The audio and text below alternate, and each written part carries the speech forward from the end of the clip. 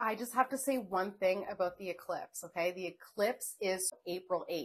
The reason why everyone is kind of panicking and, putting out all this propaganda about, what you should do in order to be safe during the eclipse and yada, yada, yada, they know the power of the collective energy, right? So if we're all in a fear-based state and we're pushing that energy out into the collective, we lose a really rare opportunity because eclipses, especially in Aries, this is revolution energy. This is the type of energy that we tap into collectively, and we finally step up into our power and say, no, we're going to fight. So of course, there would be all of this energy and messaging and propaganda being pushed onto the collective to fear the eclipse instead of standing into our power and saying, this is where it ends. This is where we stand up and fight.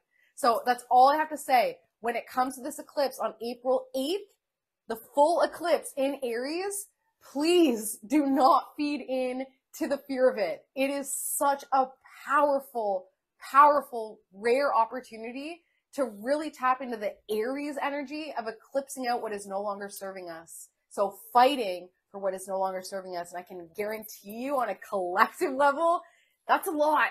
That's a lot. That's a lot. And then on a personal level, it's a lot as well. So this eclipse season that began on the 25th in Libra is now at its peak in Aries on April 8th.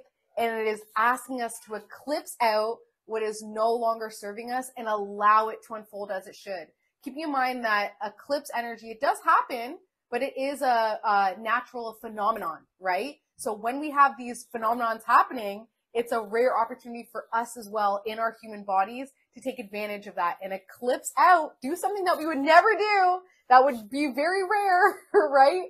Do something and eclipse out things that don't put us within our Aries energy, which you can then look to your chart, your astrology chart. Where is Aries in your chart? Do you have any planets in Aries? What house is Aries on the cusp of? That will show you where your power resides. And if you need help, just comment below. I'm happy to help. I live for this. Okay, all you got to do now that we got that out of the way is think of a number between 1 and 3. All right, if you chose card number 1, and this is your reading for March 31st to April 7th, this week there is one card that's face down saying, don't want to look at it, blinders on, and that's the Ace of Swords. You've changed your frame of mind. If you chose card number 1 last week, this was your card as well, right? Like you've changed your frame of mind. And what that's done is it's brought in a lot of optimism and happiness and joy and expression. The only thing with this energy in this day and time is the connection between the Sun card and the connection between youthful, childlike energy is right now collectively childlike energy is very fear-based as well, right? When we think about kids, we think about having to protect them. That's really, really at the heart of what's going on with the childlike energy collectively right now. Protection, vulnerability, exposure, fear, right? So of course we're gonna have a hard time tapping into this childlike energy when we're seeing how terrifying it could be. And we're looking at our childhood and celebrities' childhood and we're like, oh shit, right? So we've changed our frame of mind when it comes to this childlike energy, and there is negative energy attached to it that we want to just work through this week, saying, okay, yes, when I tap into the collective childlike energy of freedom and whimsy and risk-taking and fun and adventure,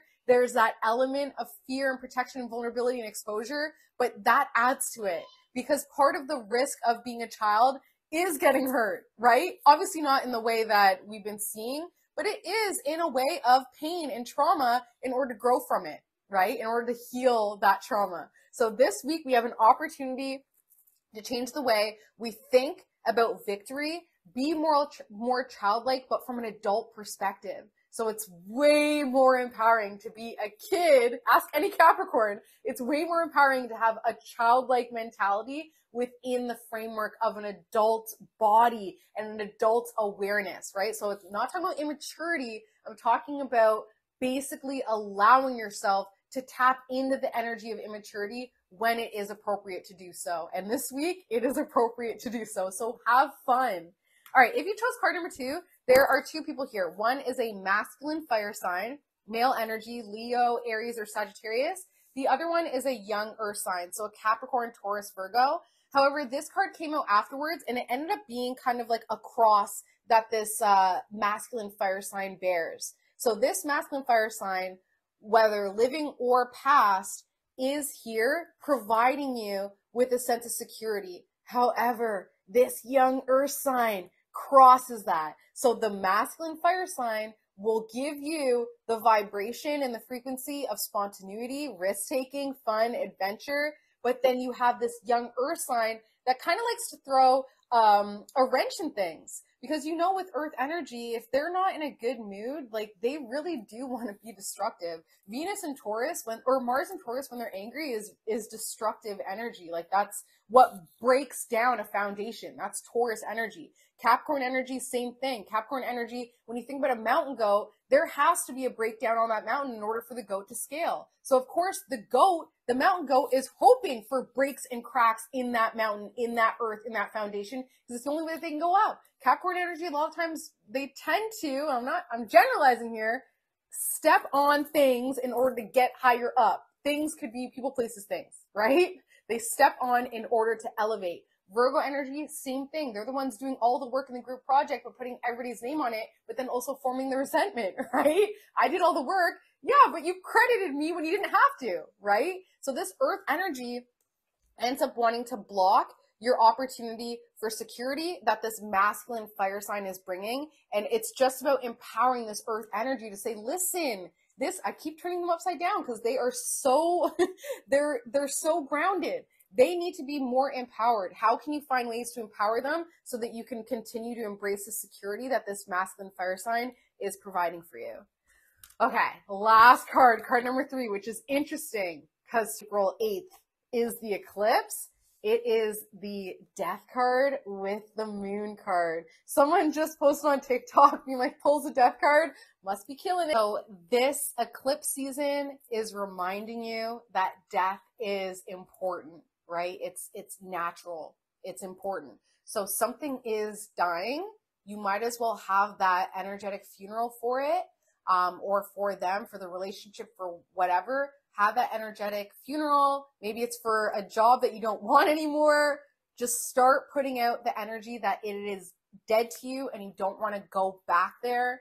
And this week will be a huge, huge release, a liberation of stagnant energy that has been holding you back and has been wanting to eclipse out of your life, probably since, like, it feels like many, many moons ago. All right, as always, if you would like a personalized reading, please feel free to reach out to me. You can find me beyondyoursunsign@gmail.com or on Instagram @beyondyoursunsign. Have an amazing eclipse season,